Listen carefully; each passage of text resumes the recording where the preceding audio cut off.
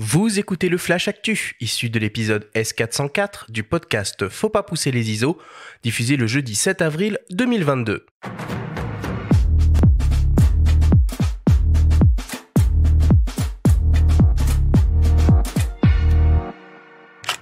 Cette semaine, dans le Flash Actu, Sirui lance sa seconde optique anamorphique full frame.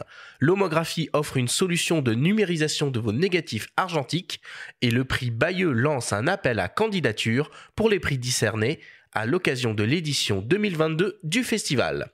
Le Flash Actu vous est présenté par Fox.fr, le site des spécialistes de l'image.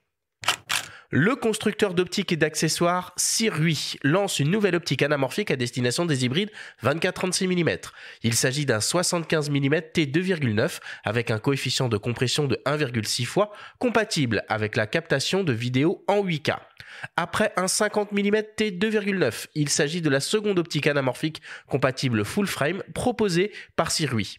Elle est déclinée en monture Sony E, Nikon Z, Canon RF et L-mount pour les boîtiers Lumix, Leica et Sigma. On retrouve une construction 100% métal avec une ergonomie pensée pour les professionnels de la vidéo avec par exemple la présence de bagues de réglage de l'ouverture et de la mise au point crantée. L'objectif est conçu de telle sorte à limiter au maximum le phénomène de focus breathing, offre un bokeh exceptionnel ovale et les fameux flares horizontaux bleus caractéristiques des optiques anamorphiques. Le Sirui 75 mm t2,9 1,6 fois full frame anamorphic lens sera disponible à partir du mois d'avril et proposé au prix de $1 499. Le constructeur propose une campagne de précommande via la plateforme de financement participatif Indiegogo à un tarif préférentiel de $1 199.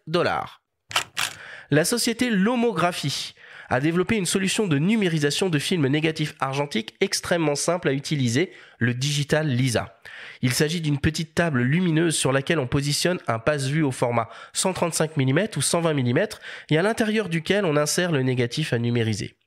Il suffit après de positionner un appareil photo numérique au-dessus du système et de réaliser une prise de vue du négatif. Après inversion de l'image numérique dans un logiciel de post-production, on obtient alors une version numérique positive de l'image. La seule difficulté consiste à parfaitement aligner l'appareil photo avec le système de passe-vue rétroéclairé. Pour ce faire, l'utilisation d'un trépied avec un bras horizontal est obligatoire. À noter qu'il existe une version du Digital Lisa conçue pour être utilisée avec un smartphone avec un système de fixation type pied-colonne de ce dernier. Le Lomographie Digital Lisa Plus est proposé au prix de 74,90 € et la version pour smartphone Max au prix de 99 €. Ils seront disponibles courant mai 2022. Et pour terminer, la 29e édition du prix Bayeux Calvados Normandie des correspondants de guerre se déroulera du 3 au 9 octobre prochain dans la ville de Bayeux en Normandie. La programmation complète du festival sera dévoilée à la fin de l'été.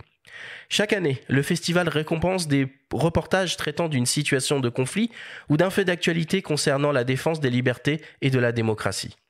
Les journalistes ont jusqu'au 7 juin pour envoyer leurs reportages radio, photo, télévision en format court et long, presse écrite pour tenter de remporter l'un des 10 prix du festival. Seule condition, les reportages doivent être réalisés entre le 1er juin 2021 et le 31 mai 2022. À noter que le prix de la catégorie photo est soutenu par Nikon et récompensé par la somme de 7 000 € et que cette année, la catégorie jeune reporter soutenue par le Crédit Agricole Normandie est dédiée à la photo et récompensée de la somme de 3 000 €. Enfin, le prix du public dédié à la photo parrainé par l'Agence française de développement est lui récompensé de la somme de 3 000 €. Toutes les informations relatives à cet appel à candidature sont à retrouver sur le site du festival www.prixbayeux.org.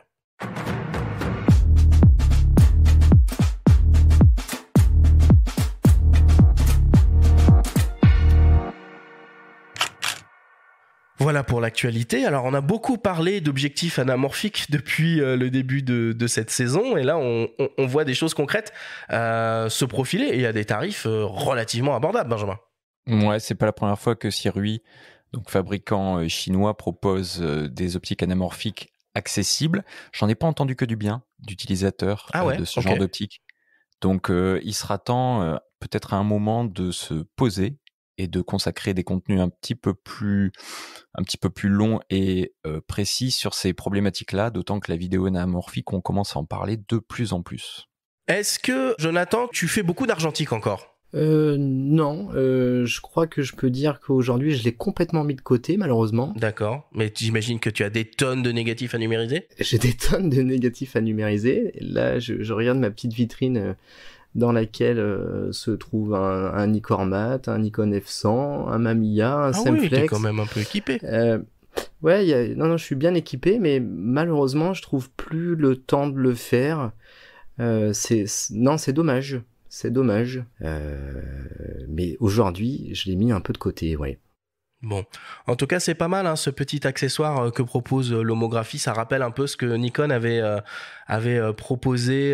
C'est à peu près le même principe, sauf qu'on avait la fonction d'inversion qui était directement embarquée dans le boîtier. Je trouve que c'est une belle initiative, c'est une belle solution pour pouvoir numériser à pas trop cher. Voilà, mais par contre, faut être patient. Il faut extrêmement bien positionner son boîtier au-dessus du système pour que ça fonctionne très bien. Benjamin, est-ce qu'il y a d'autres actualités que tu as repérées cette semaine que nous n'avons pas encore traitées aujourd'hui ? Peut-être que pour figurer sur les étagères chez Jonathan aux côtés d'un Nikkor Mat, il pourrait participer à la vente aux enchères de Leica. Ah oui. Qui va proposer le numéro 105 du Leica série 0, qui a été un des appareils d'Oscar Barnack. Il va être proposé une vente aux enchères. Donc bon, ça va pas être très accessible, je pense. Mais on peut toujours essayer de participer. Il y a une grosse partie de ces lots qui seront proposés à des associations caritatives en Autriche et en Allemagne. En général, c'est ce qu'ils font. Bon, il faut rappeler quand même que le dernier Leica série 0 était vendu aux enchères en 2018 à 2,4 millions d'euros.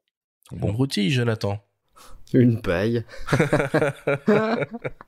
Et sinon, j'aimerais dire juste un mot. On a parlé de Bayeux, c'est important. C'est un festival qui nous tient à cœur. On avait fait une belle émission spéciale l'année dernière. Avec tout ce qui se passe en ce moment, notamment le conflit en Ukraine, il fait guère de doute qu'il y aura beaucoup d'images qui seront inspirées par cette sombre période. Et je vous invite à nouveau à écouter les sonoramas d'Éric Bouvet qui était censé revenir là, puisqu'il va à Venezia, festival dont on est partenaire. Il va donner des masterclass. Au moment où il avait fait son sac, il était en train de repartir. Il a été contacté par une personne qu'il avait rencontrée en 2014, place Maïdan à Kiev, qui était dans le nord du pays, qui vient d'être quitté par les troupes russes.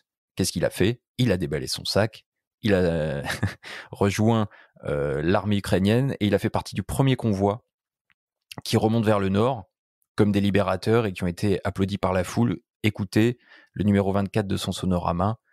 C'est vraiment, comme toujours, très touchant et au plus près de l'actualité.